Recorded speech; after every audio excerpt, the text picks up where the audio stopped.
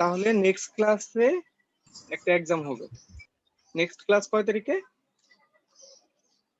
Next class হচ্ছে 27 তারিখে, 27শে March. 27 তারিখে? হ্যাঁ, 27, 3, 21 একটা এক্সাম হবে 5 মিনিটের অ্যাটেন্ডেন্স। আর ফাইনাল যে পরীক্ষাটা সেটা হবে এরপরের 27-এর পরে 3 তারিখ, 3 এপ্রিল। ঠিক আছে, ওইখানে অনেক বড় একটা পরীক্ষা হবে। ওই পরীক্ষাটা মানে ওই পরীক্ষার মানবন্টন কেমন হবে? অবজেক্টিভ 20-25টা অবজেক্টিভ থাকবে। আমি এর জন্য হয়তো একটা ভিডিও করে দিতে পারি তোমাদেরকে, যেন সুবিধা হয়। Okay sir. ভিডিওর বাইরে হয়তো কোনো কিছু থাকবে না। ওকে, তাহলে আমরা ভরবেগের সংরক্ষণশীলতা পড়ছিলাম বা ভরবেগের নিত্যতা পড়ছিলাম। কার কার মনে আছে একটু দেখি তো। ভরবেগের নিত্যতা বলতে কি বোঝায়? স্যার সংঘর্ষের আগের ভরবেগ যা থাকবে সংঘর্ষের পরেও ভরবেগ তাই থাকবে, নিত্যতা। ওকে ওকে, সংঘর্ষের ক্ষেত্রে আমরা দুইটা বিষয় দেখতে চাইছিলাম। একটা হচ্ছে ভরবেগের নিত্যতা, ভরবেগের নিত্যতা মানে আগে যা ছিল গতিশক্তির নিত্যতা। হ্যাঁ, আরেকটা হচ্ছে গতিশক্তির নিত্যতা। গতিশক্তির নিত্যতা আমরা গত ক্লাসে বলেছিলাম যে ভরবেগের নিত্যতা এটা সব সময় কাজ করবে। আকাশে বাতাসে তুমি যেখানে যাও, যে কোনো সংঘর্ষের ক্ষেত্রে এটা 100% সত্য, 100% সত্য, 100তে 100 সত্য। কিন্তু গতিশক্তির ক্ষেত্রে আমরা জানি না, যদি আমাদেরকে বলে দেয় তাহলে সত্য, যদি বলে না দেয় তাহলে সত্য না, বলে দিলে সত্য, না হলে সত্য না। এখন বলে দিলে বলতে কি বুঝাচ্ছি, সেটা হচ্ছে বলে দিবে যে আমাদের সংঘর্ষের কারণে শক্তির কোনো অপচয় হয় নাই। এই যে সংঘর্ষটা হইলো, একটা অ্যাক্সিডেন্ট হইলো রাস্তার মধ্যে, এতে কোনো ধরনের সাউন্ড হয় নাই, কোনো ধরনের ধাক্কা লেগে অন্যদিকে কেউ চলে যায় নাই, ভেঙে যায় নাই, কোনো কিছু হয় নাই, শুধু সংঘর্ষ হয়েছে, সংঘর্ষ ছাড়া আর কোনো ঘটনা ঘটে নাই। তাহলে সেটাকে বলে গতিশক্তির সংরক্ষণ বা গতিশক্তি নিত্য ছিল, গতিশক্তি নষ্ট হয় নাই। মানে কোনো ধরনের সাউন্ড হইলে বাদ, ওটা আর সংরক্ষিত থাকবে না। কিন্তু আমরা ধরে নেব যে নষ্ট হয় নাই যদি বলে দেয়। এখন হচ্ছে গতিশক্তির সংজ্ঞাটা তোমাদেরকে শিখে আসতে বলছিলাম। কার কার শেখা হয়েছে? 7 থেকে রিভাইজ করতে বলছিলাম। গতিশক্তি কার কার মনে আছে? 7-এ পড়ছিলাম গতিশক্তি কাকে বলে। স্যার আমি বলি। অবশ্যই। গতির জন্য বস্তুর যে শক্তি হয় সেটাই গতিশক্তি। হ্যাঁ, আমি আরেকটু বলি, তাহলে আরেকটু সুন্দর করে বলি, তোমরা একটু লিখে রাখো। গতির কারণে কাজ করার যে সামর্থ্য, শক্তি মানে কাজ করার সামর্থ্য, তাই না? তাহলে ওই ফরম্যাটে সংখ্যাটা দিলে সুন্দর হয়। হ্যাঁ, তাহলে গতির জন্যে বা গতির কারণে কাজের যে সামর্থ্য, কাজের যে সামর্থ্য, ঠিক আছে? তাহলে গতির কারণে কোন একটা বস্তু গতির কারণে কাজ করার যে সামর্থ্য তাকে বলে গতিশক্তি। কাজের সংজ্ঞা তো আমরা জানি যে কোন একটা বস্তুকে বল প্রয়োগ করলে যদি সরণ হয় তাহলে তাকে কাজ বলে। যেহেতু বস্তুটার গতি আছে তার মানে কি সে সরতেছে, সময়ের সাথে সাথে সরে যাচ্ছে, তো এখানে কাজ হচ্ছে, বোঝা যাচ্ছে। তাহলে গতিশক্তির সংজ্ঞাটা আমরা শিখে ফেলছি। আমি দুইজনকে জিজ্ঞাসা করব এক্ষুনি, বলো তো আয়েশা, গতিশক্তি কাকে বলে?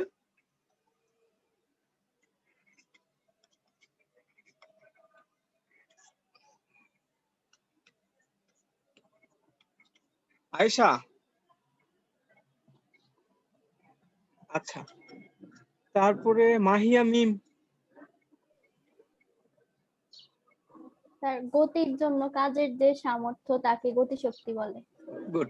আচ্ছা, আমরা গতিশক্তি, যেহেতু এটা একটা শক্তি, একটা রাশি, তাহলে এটাকে হিসাব করা যাবে, তাই না? এটাকে তাহলে আমরা হিসাব করতে চাই। গতিশক্তি যদি হিসাব করতে চাই তাহলে দুইটা বিষয় আমাদের জানা থাকতে হবে। একটা হলো যে বস্তুটার গতি শক্তি হিসাব করতে চাই ওই বস্তুর ভর জানতে হবে, ওই বস্তুটার ভর জানতে হবে। ধরলাম ওই বস্তুটার ভর হচ্ছে m, আর ওই বস্তুটার গতি বা বেগ জানতে হবে। এই দুটা রাশি জানলে আমি ওই বস্তুটার গতিশক্তি বের করে ফেলবো, বা যে কোনো বস্তুর গতিশক্তি বের করে ফেলবো। বেগের আগে কি লিখেছেন? ওই যে বস্তুর ডট দিয়েছে আর কি, বস্তুর বেগ। ওকে। এখন আমরা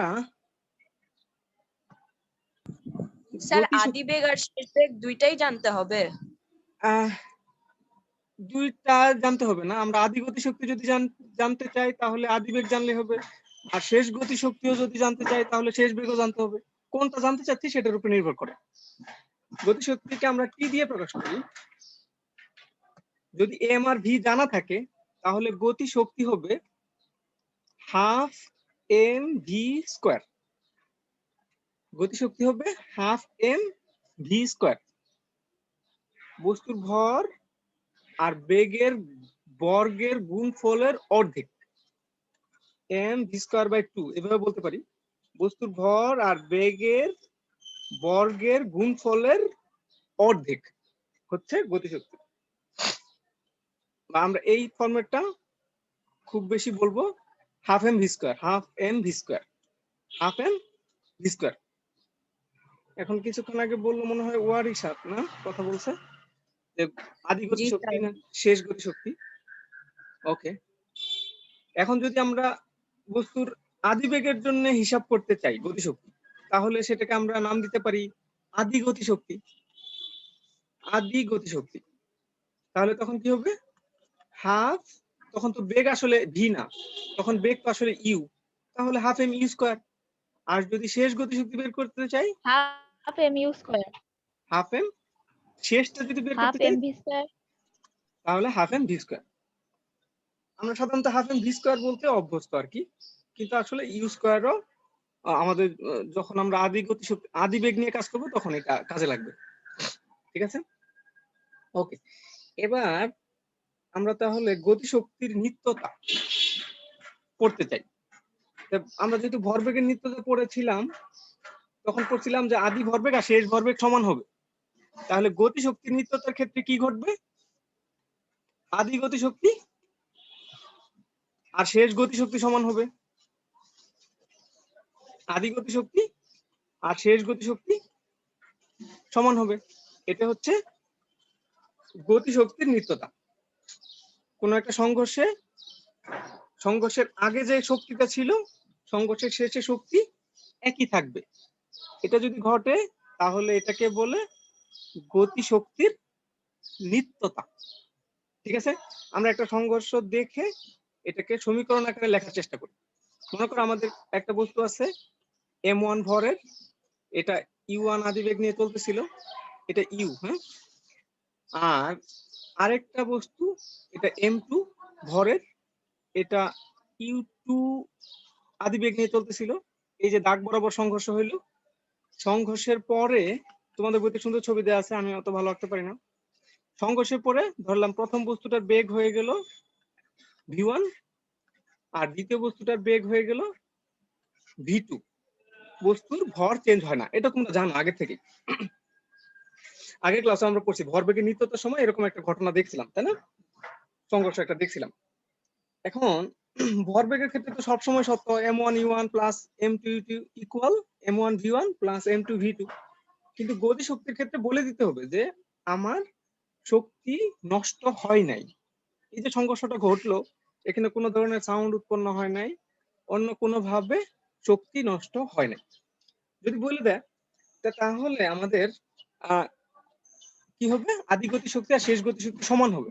এর জন্য গতিশক্তিগুলো বের করা দরকার। প্রথম বস্তুর আদি গতিশক্তি, দ্বিতীয় বস্তুর আদি গতিশক্তি, প্রথম বস্তুর শেষ গতিশক্তি, দ্বিতীয় বস্তুর শেষ গতিশক্তি, এটা বের করা দরকার। তাহলে প্রথম বস্তুর আদি গতিশক্তি কি হবে? Half m1 u1 square. আর দ্বিতীয় বস্তুর আদি গতিশক্তি হবে হাফ m2 u2 স্কয়ার। প্রথম বস্তুর শেষ গতিশক্তি হবে half m2 v2 square. Sorry, এগুলি সব 1 হবে না, প্রথম বস্তুর ক্ষেত্রে 1 হবে, দ্বিতীয় বস্তুর ক্ষেত্রে 2 হবে। ওকে, আর দ্বিতীয় বস্তুর ক্ষেত্রে তাহলে m2v2 স্কয়ার। v2 square.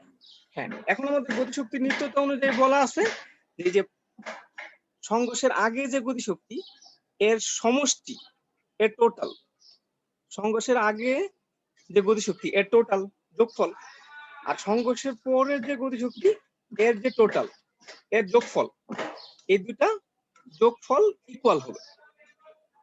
আবার বলি, সমান সংঘর্ষের, হবে। হ্যাঁ সমান হবে। সংঘর্ষের আগের যে গতিশক্তি আর সংঘর্ষের পরের যে গতিশক্তি সমষ্টি সমান হবে। এটা হচ্ছে গতিশক্তির নিত্যতা। দেখি তো গতিশক্তির নিত্যতাটা কে কি বুঝতে পেরেছে? বলবা যে গতিশক্তির নিত্যতা কাকে বলে। আমি যেভাবে বলছি, লামিয়া বলো গতিশক্তির নিত্যতা কাকে বলে।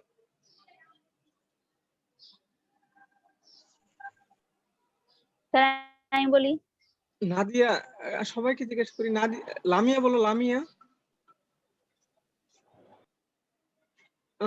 এর কি চলে গেছে? নাদিয়া নূর,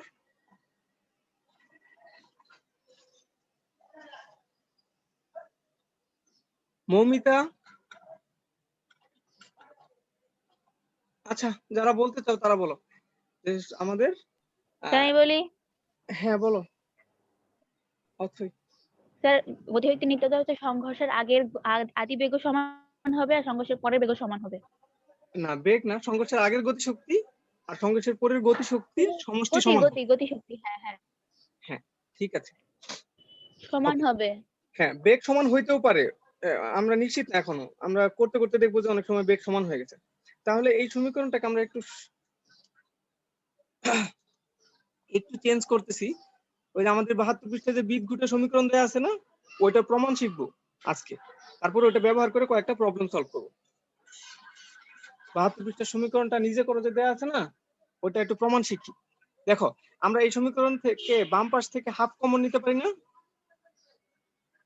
বাম পাশ থেকে যদি হাফ কমন নেই তাহলে আমাদের সমীকরণটা কেমন দাঁড়ায়? এরকম।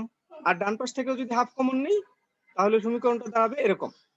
এবার দুই পাশ থেকে হাফ যদি কেটে দেই, কেটে দিতে পারি, তাহলে আমার সমীকরণটা দাঁড়ায় এরকম, হাফ গুলো বাদ চলে যায়। ঠিক আছে, আমি এই যে বিদঘুটে যে সমীকরণ আছে সেটা প্রমাণ করতে চাচ্ছি, 72 পৃষ্ঠার যে সমীকরণটা। তো এর জন্য আমাদের কিছু বিদঘুটে, ওই যে 72 পৃষ্ঠা দেখছো না কিরকম, v1 = 2 m1 u1 এরকম একটা সমীকরণ আছে না? 72 পৃষ্ঠা দেখো, নিজে করো। হ্যাঁ স্যার আছে। জি স্যার আছে।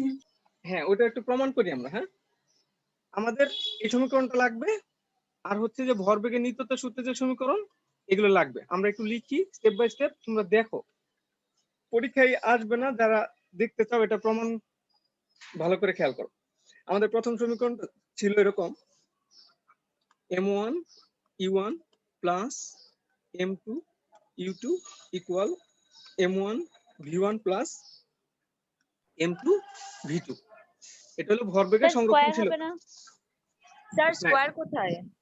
এটা ছিল ভরবেগের সংরক্ষণ ছিল তা। ও হ্যাঁ স্যার, স্যার এটাও সত্য, এটা তো সবসময় সত্য, তুমি যেটা বলতেছো ওটাও সত্য, এটাও সত্য। ঠিক আছে, এখন হচ্ছে যে স্কয়ারটা লিখি, তাহলে স্কয়ারটা হাফ ছাড়া লিখি, হাফ কেটে দিছি, তাহলে m1 u1 square plus m2 u2 square equal m1 v1 square plus m2 v2 square. তো এখানে আমরা যে কাজটা করব, 1 নম্বর সমীকরণ থেকে একটু কাজ করি। 1 নম্বর সমীকরণের m1 গুলোকে একপাশে নিয়ে আসি, এই m1 যুক্ত রাশিগুলোকে একপাশে নিব, m2 গুলোকে আরেক পাশে নিব, তাহলে কি হয়? স্যার এটা কি 2 নং সমীকরণ? এখনো 2 নং সমীকরণ দেই নাই, দিব এখনই, দেখো আমি সমীকরণ দিব। তাহলে m1 v1 থেকে যদি আমরা, আচ্ছা এটাকে 2 দিবা, দাও সমস্যা নাই। m1 v1 থেকে যদি বাম পাশে নিয়ে আসি তাহলে সামনে প্লাস ছিল মাইনাস হয়ে যাবে, তাহলে m1 u1 minus m1 v1 equal এই m2 u2 কে ওই পাশে নিয়ে যাব, তাহলে কি হবে m2 v2 minus M2 U2। এখন দুই পাশ থেকে M1 আর M2 কে কমন নিব। M1 কে কমন নিলে এখানে থাকে U1 আর এখানে থাকে V1 ইকুয়াল, এখানে M2 কে যদি কমন নেই তাহলে V2 মাইনাস U2 এরকম থাকে। তো এই সমীকরণটাকে আমরা 3 নম্বর সমীকরণ দিলাম। এবার 2 নম্বর যে সমীকরণটা, এটাকে একটু চেঞ্জ করি। 2 নম্বর সমীকরণে আবার এই যে M1 গুলোকে এক পাশে নিয়ে আসবো, M2 গুলোকে আরেক পাশে নিয়ে যাবো। M1 টাকে যদি এই পাশে নিয়ে আসি তাহলে কি হয়ে যাবে, মাইনাস হয়ে যাবে। তাহলে এবার একবারে লিখতেছি, M1 টাকে এই পাশে আনলাম, তারপরে U1 স্কয়ার আছে, আর ওই পাশ থেকে V1 স্কয়ার এই পাশে এসে মাইনাস হয়ে যাবে। আর ওই পাশে কি হবে, M2 V2 square minus U2 square এরকম হবে। ঠিক আছে, ওকে। এখন দেখো এইখানে a square minus b square, এই সমীকরণ আমাদের যে একটা সূত্র আছে a square minus b square, ওইটা বসাবো। দেখি এই সূত্রটা তোমাদের সবার মনে আছে, a square minus b square সমান হচ্ছে a plus b a plus b into a minus b। হ্যাঁ Plus B into A minus B। হ্যাঁ, এটাকে যদি আমরা এখন এই যে ব্র্যাকেটের ভেতরে বসাই তাহলে সমীকরণটা কেমন হয় দেখো তো। M1 এর সাথে U1 plus V1 U1 plus, minus প্রথমে প্লাস বসাই, U1 প্লাস U1, তাই না? না কি ছিল দেখি একটু। আচ্ছা U1, স্যার আগে আচ্ছা U1 প্লাস V1 লিখি। ওকে, তাহলে একটু লিখে ফেলি, মুছে ফেলি, যেরকম ছিল ওরকমই লিখি। তাহলে U1 plus V1 into U1 minus V1, তাই না? তো ওই পাশে কি হবে, ওই পাশে তো সহজ একই রকম। একটু দেখে নিই, আমি ভুলে গেছি, V2 আগে ছিল, U2 পরে ছিল, তাহলে V2 plus U2 V2 minus U2। এটা আমরা ওই যে 9 যে পড়ছি, আগের ক্লাসে যে পড়ছিলাম এই সূত্রটা বসালাম। এখন হচ্ছে যে এই সমীকরণটাকে আমরা যদি 4 নম্বর সমীকরণ দিই, এই সমীকরণটাকে আমরা 4 নম্বর সমীকরণ দিলাম। এখন 4 নম্বর সমীকরণকে যদি 3 নম্বর সমীকরণ দিয়ে ভাগ করি, 4 কে 3 দিয়ে ভাগ করব, 3 দিয়ে ভাগ করব, তাহলে রেজাল্টটা কিরকম হয় দেখো। 4 এর বাম পাশটুকু উপরে লিখি, M1 U1 plus V1 U1 minus V1 equal M2 V2 U2 V2 minus U2। আর নিচে দেখো, নিচে হচ্ছে এটা M1 U1 minus V1 M2 V2 minus U2। এটা লিখে ফেলি তাহলে M1 U1 মাইনাস V1, আর এখানে হচ্ছে M2 V2 মাইনাস U2। ঠিক আছে, এখন দেখো উপরে নিচে স্যার একটু M1 wait। হ্যাঁ বলো। না স্যার বলতেছি লিখে নি একটু। আচ্ছা, বাম পাশে M1 কাটা হয়ে যাচ্ছে, আর U1 মাইনাস V1 উপরে নিচে একই রকম আছে, কাটা হয়ে যাচ্ছে। ডান পাশে M2 কাটা হয়ে যাচ্ছে, V2 মাইনাস U2 উপরে নিচে আছে, কাটা হয়ে যাচ্ছে। মোট কথা মাইনাস অংশ আর ভরের অংশ কাটা চলে গেছে। একটু কাটা চলে যাওয়ার পরে উপরে কি রয়েছে, উপরে রয়েছে U1 প্লাস V1, আর ডান পাশে v2 plus u2। V2 plus U2। এটা হচ্ছে আমাদের 5 নম্বর সমীকরণ। ঠিক আছে, এখন এই সমীকরণ থেকে আমরা যদি V1 এর মান বের করি, V1 মান বের করতে চাই, তাহলে U1 টাকে ডান পাশে পাঠিয়ে দিব। ওই পাশে ছিল V2 plus U2, V2 plus U2 ছিল, আর এই U1 টা বাম পাশে মাইনাস ছিল, ডান পাশে গিয়ে প্লাস হয়ে যাবে, সরি প্লাস ছিল মাইনাস হয়ে যাবে। V1 এর মান পেয়ে গেলাম, এটা 6 নম্বর সমীকরণ। এই মানটা আমরা 1 নম্বর সমীকরণে বসাবো। একে বসিয়ে, একের সমীকরণটা কি ছিল একটু দেখে আসি। 1 নং সমীকরণ, m1 u1 plus m2 u2। হ্যাঁ, ভরবেগের সংরক্ষণশীলতার সমীকরণ। আমরা এই যে v1, এই যে এখানে যে v1 আছে, v1 এর জায়গায় যে মানটা পাইলাম সেটা আমরা বসায় দিব। তাহলে বসায় দিই, v1 এর জায়গায় এটা বসায় দিব। তাহলে আগে যা ছিল বাম পাশে তাই থাকবে, m1 u1 plus m2 u2 equal m1 v1 ছিল এখানে, তাহলে এখানে হয়ে যাবে v2 plus u2 minus u1, আর প্লাস ছিল m2 v2। এখন আমাদের টার্গেট হচ্ছে v2 এর মান বের করা। এই সমীকরণ থেকে v2 এর মান বের করা আমরা পারবো খুব সহজেই। m1 u1 plus m2 u2, এটা একটু গুণ করে দেই, m1 v2। স্যার, হ্যাঁ বলো। আপনি যে ওখানে লিখলেন একে বসিয়ে m1 u1 plus m2 u2 সমান সমান m1 হবে নাকি m2 হবে স্যার ওখানে? আমাদের তো m1 ই ছিল, ওই যে আমাদের তো m1 ই ছিল। m1 ই হবে, কারণ আমি এটা v1 প্রথম এর মান বস্তুর বসিয়েছি, ক্ষেত্রে শেষ বেগের কথা বলছে। এই যে আমরা v1 এর মানটা বসিয়েছি, m1 তো আগেই ছিল, দেখতেছো? জি স্যার। ওকে, তাহলে এখানে আরেকটু ভেতরে গুণ করে দেই, m1 দিয়ে গুণ করে দিছি এটাকে, এবার এটাকে গুণ করি, এটাকে গুণ করি, m1 u2 minus m1 u1, আর এখানে রয়েছে m2 v2। আমরা ডান পাশে v গুলোকে রাখি, বাম পাশে u গুলোকে নিয়ে আসি, তাহলে কি হবে m1 u1 plus m2 u2, v রাখবো, u কে নিয়ে আসবো, তাহলে মাইনাস m1 u2, এখানে মাইনাস আছে, বাম পাশে আসলে প্লাস হয়ে যাবে, m1 u1 equal m1 v2 plus m2 v2। ঠিক আছে, ইউ যুক্ত গুলোকে সব বাম পাশে নিয়ে আসি। এবার দেখো m1 u1 দুইটা আছে, m1 u1 দুইটা আছে। আমি নতুন পৃষ্ঠা না নিয়ে এখানে মুছে লিখি, তাহলে আমার জন্য সুবিধা হবে। উপরের দিকে মুছে দিলাম, m1 u1 দুইটা আছে, তাহলে যোগ করলে হয়ে যাবে 2m1 u1। 2m1 u1, আচ্ছা, 2m1 u2। দেখো আমাদের সমীকরণ যেরকম ওই যে বিদ্যুৎ অবস্থা আছে ওইটা দেওয়া আছে, পেয়ে গেছি আমরা প্রায়।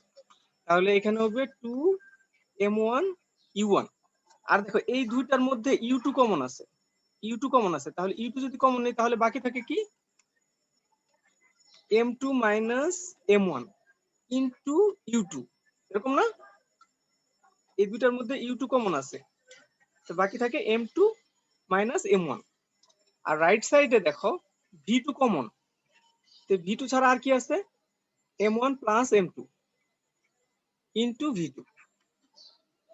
এখানে v2 কমন আছে, তাহলে বাকি থাকে m1 প্লাস m2। এই হলো আমাদের সমীকরণ, যেটার জন্য আমরা অনেকক্ষণ ধরে চেষ্টা করতেছিলাম। এখন দেখো তোমাদের বইতে যেরকম দেয়া আছে ওরকম হয়ে গেছে। আমরা যদি ডান পাশ থেকে m1 প্লাস m2 কে বাম পাশে পাঠিয়ে দিই, গুণাকারে আছে, তাহলে ভাগ হয়ে যাবে। তাহলে কি হয়ে যাবে, ভাগ হয়ে যাবে, v2 এর সমীকরণটা পেয়ে যাচ্ছে আমরা। তাহলে এটা গুণাকারে আছে, এই পাশে এসে পুরোটার নিচে ভাগ আকারে থাকবে m1 প্লাস m2, আর উপরে হবে 2m1 u1 plus m2 minus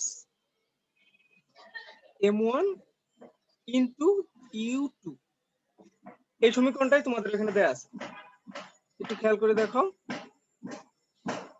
এটা আমাদের খুবই দরকারি সমীকরণ। এটা হচ্ছে সংঘর্ষের পরে দ্বিতীয় বস্তুর শেষ বেগ, সংঘর্ষের পরে দ্বিতীয় বস্তুর শেষ বেগ। আমরা যদি এখন প্রথম বস্তুর শেষ বেগটা নির্ণয় করি, এখানে তুমি আমি যে আগে যেরকম v1 এর মান বসাইছি, ওখানে যদি তুমি v2 এর মান বসায় দাও তাহলে তুমি v1 এর মানটা পেয়ে যাবা। v1 এর মানটা কিরকম পাবা সেটা আমি বলে দিচ্ছি তোমাকে। নিচে সব সময় m1 প্লাস m2 থাকবে, মুখস্থ করে দিচ্ছি, মনে রাখো। হ্যাঁ, সংঘর্ষের পরে শেষ বেগ, সংঘর্ষের পরে শেষ বেগের সমীকরণ মুখস্থ করতেছি আমরা। হ্যাঁ, তাহলে কি হবে, সবসময় নিচে দুইটা বস্তুর ভরের যোগফল, ঠিক আছে। উপরে কি থাকবে, যখন V1 বের করতেছি তখন হবে 2m2u2, যখন V1 বের করতেছি তখন দ্বিগুণ আকারে থাকবে m2 আর u2। আর ভরের ক্ষেত্রে এই যে মাইনাসের যে অংশটা, এটা m1 থেকে m2 টা বিয়োগ হবে। আর এখানে যেহেতু u2 একবার ইউজ করে ফেলছি, এখানে হবে u1। উপরটা আর নিচেরটার মধ্যে একটু পার্থক্য আবার বলে দিচ্ছি তোমাদেরকে। দেখো, যখন আমরা সংঘর্ষের পরে দ্বিতীয় বস্তুর শেষ বেগ বের করছি, সবসময় নিচে দুইটা স্যার বস্তুর, বলো। স্যার V2 এর মান কোন সমীকরণে বসাবো? আর বসাতে হবে না। ও আচ্ছা, মানে আমরা V1 এর মান কিভাবে বের করব? 1 নম্বর সমীকরণে বসাবো আবার। Okay sir. ওকে, তাহলে আমরা দুইটা সমীকরণ মুখস্থ করে ফেলতেছি। তোমাদের বইতে কিন্তু 72 পৃষ্ঠা দেয়া আছে, দুইটা একবার হঠাৎ করে এই সমীকরণ দুটো চলে আসছে, এই সমীকরণ দুটো চলে আসছে, কিন্তু নিজে করা বইলে এই সমীকরণ দুটো দিয়ে দিছে, ঠিক আছে। ওকে, তাহলে V2 এর সমীকরণটা একটু মুখস্থ করি। যখন আমরা সংঘর্ষের পরে দুইটা বস্তুর বেগ নির্ণয় করতেছি, দ্বিতীয় বস্তুর শেষ বেগ যখন নির্ণয় করব, তখন 2m1u1 plus m2 minus m1 into u2, মানে দুইটার মধ্যে সামান্য একটু যে পার্থক্যটা আছে, এটা একটু খেয়াল করে দেখলেই মুখস্থ হবে, মুখস্থ হয়ে যাবে। মুখস্থ করতে হবে, কিছু করার নাই। তুমি কি বারবার এটা প্রমাণ করবা না, ঠিক আছে। এখন কথা হচ্ছে, এই দুটো সমীকরণ আমরা কখন ব্যবহার করতে পারবো? একজন ব্যবহার করতে চাইছিল গত ক্লাসে, কেউ বলো তো দেখি, যে এই দুটো সমীকরণ আমরা কখন ব্যবহার করতে পারবো আর কখন পারবো না? স্যার যখন V1 আমাদের এর মান বের করার সময় বেগ দেয়া থাকবে না তখন। না, আমরা এই দুটো সমীকরণ তখনই ব্যবহার করতে পারবো যখনই আমাদেরকে বলে দিবে সংঘর্ষটা স্থিতিস্থাপক। সংঘর্ষটা স্থিতিস্থাপক, শুধু স্থিতিস্থাপক সংঘর্ষের ক্ষেত্রে এই সমীকরণগুলো ব্যবহার করা যাবে, না হলে ব্যবহার করা যাবে না। শুধু স্যার স্থিতিস্থাপক, স্থিতিস্থাপক মানে কি? শুধু স্থিতিস্থাপক সংঘর্ষ। স্থিতিস্থাপক মানে হচ্ছে যে সংঘর্ষে শক্তির অপচয় হয় না, মানে গতিশক্তি পরিবর্তন হয় না। গতিশক্তি, সংঘর্ষের আগের গতিশক্তি আর সংঘর্ষের পরের গতিশক্তি একই থাকে, সেটাকে বলে স্থিতিস্থাপক সংঘর্ষ। তাহলে যে সংঘর্ষে গতিশক্তির পরিবর্তন হয় না, গতিশক্তি ধ্রুব থাকে, ওই ক্ষেত্রে শুধু এই সমীকরণটা ব্যবহার করতে পারবো, এই সমীকরণ দুইটা ব্যবহার করতে পারবো, অন্যথা ব্যবহার করতে পারবো না। তাহলে স্থিতিস্থাপক সংঘর্ষের সংজ্ঞাটা একটু লিখি আমি। তাহলে স্থিতিস্থাপক সংঘর্ষ কাকে বলে? স্থিতিস্থাপক সংঘর্ষ যে সংঘর্ষে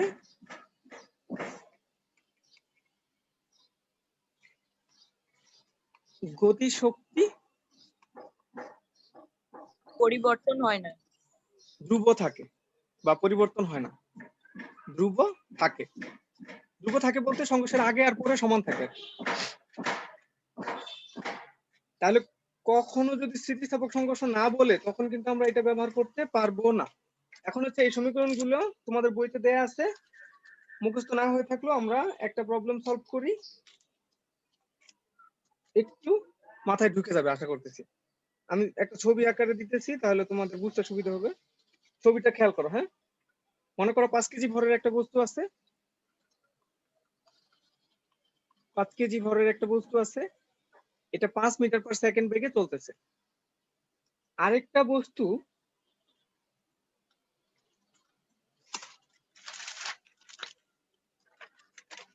বস্তু সামনে ছিল, সেটা হাফ কেজি ভরের। আরেকটা বস্তু কত কেজি ভরের?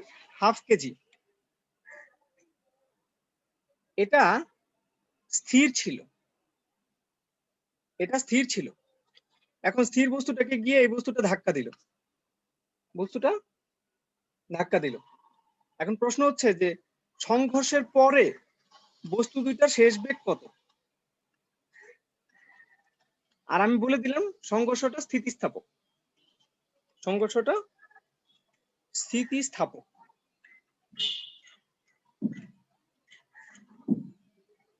স্যার একটু সময় দেন। হ্যাঁ হ্যাঁ অবশ্যই।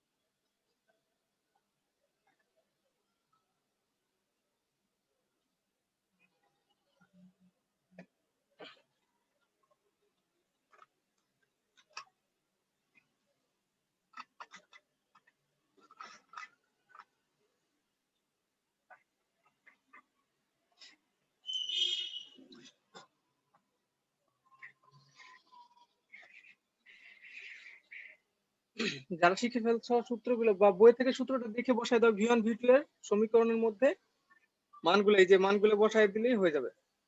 V1 এর মান বের হয়েছে বলো। 4.27। না 4.2 নাকি চেঞ্জ হয়েছে?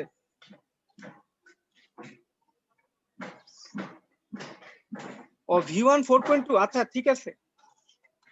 আর V2? স্যার করতেছি। আচ্ছা তাহলে V1 এর মান কিভাবে বের করবো আমরা? M1 plus M2। V1 এর সমীকরণটা আমরা শিখছিলাম যে 2 এর সাথে গুণ হবে M2 আর U2 এর, তারপরে প্লাস দিয়ে কি করতে হবে? প্লাস দিয়ে এখানে M এর ক্ষেত্রে আমরা 1 মাইনাস M2 এটা ব্যবহার করব, এখানে U2 ব্যবহার করে ফেলছি, এখানে U1 ব্যবহার করব। মানগুলো বসায় দিলেই V1 এর মান বের হয়ে আসবে।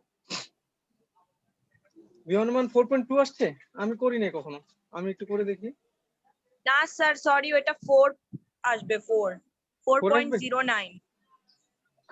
আচ্ছা ঠিক আছে, সমস্যা নাই। তাহলে 25 মাইনাস 25 ডিভাইডেড বাই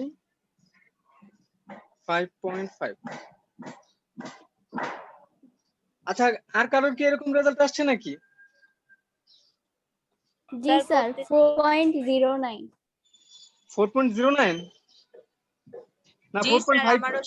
স্যার আমারও আসছে 4.09। 4.09 নাকি 4.54 দেখো তো আরেকবার। 4.09।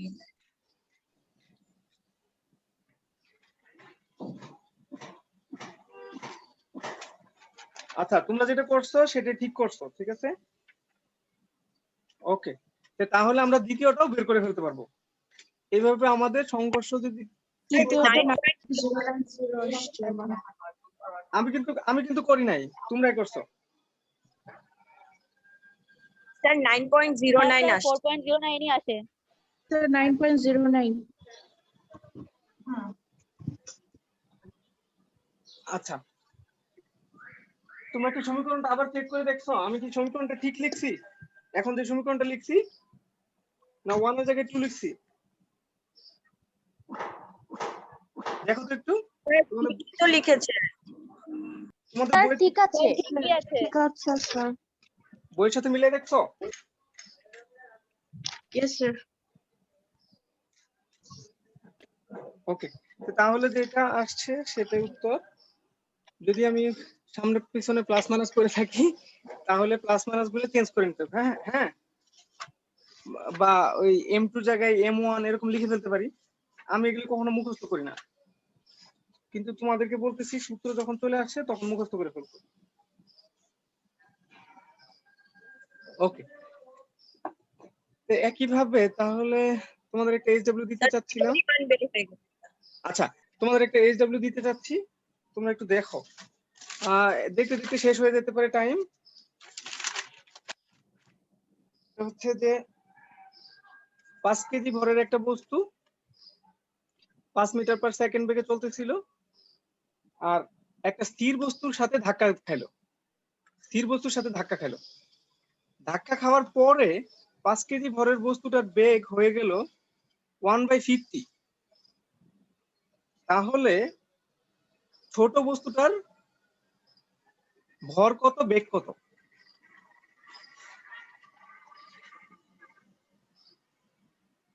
প্রশ্নটা এরকম, 5 কেজি ভরের বস্তু 5 মিটার পার সেকেন্ড বেগে চলতেছিল,